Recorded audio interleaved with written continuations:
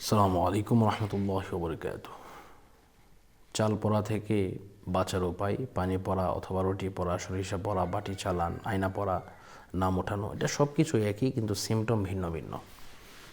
আপনি শয়তানের ধোঁকায় পড়ে, মানুষ আসলে প্রথমে বুঝতে পারে না, একটি কাজ করে করে ফেলে ঘটনা ঘটে যায়, তখন কাজ করার পরে বুঝতে পারে যে আল্লাহ পাক, আমি যা করেছি ভুল করেছি, এরকম ভুল আর করব না, এটা সত্যি মহাপাপ এবং খারাপ জিনিস। এই জিনিসটা মানুষ কিন্তু পরে বুঝতে পারে, এটা আগে বুঝতে পারে না। এই যে বুঝটা, তার জ্ঞানটা, এটা যখন চলে আসে, আল্লাহ পাক তাকে অবশ্যই হেফাজত করেন এই চাল পড়া এগুলা থেকে। যদি আপনি বাঁচতে চান, অবশ্যই আপনাকে তওবা করতে হবে, পাশাপাশি শুধু তওবা করলে হবে না, তদবিরও করতে হবে। তো আসুন তওবা প্রথমে আমরা একটা একটা করে জেনে নিই তওবা কীভাবে করবেন।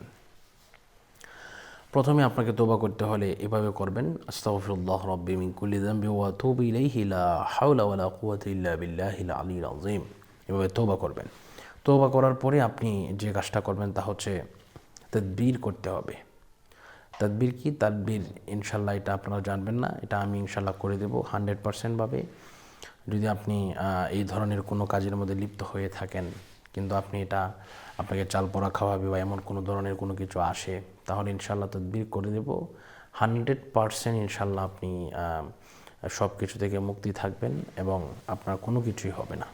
তো আসুন আমরা এটা কিভাবে করব একটু জেনে নিই। তো প্রথম কথা হচ্ছে, আমাদেরকে অবশ্যই যে কাজটা করতে হবে, প্রথমে নাম দিতে হবে, আপনার নাম, আপনার পিতার নাম আর ঠিকানা দিবেন। ইনশাল্লাহ আমার সাথে যোগাযোগ করবেন।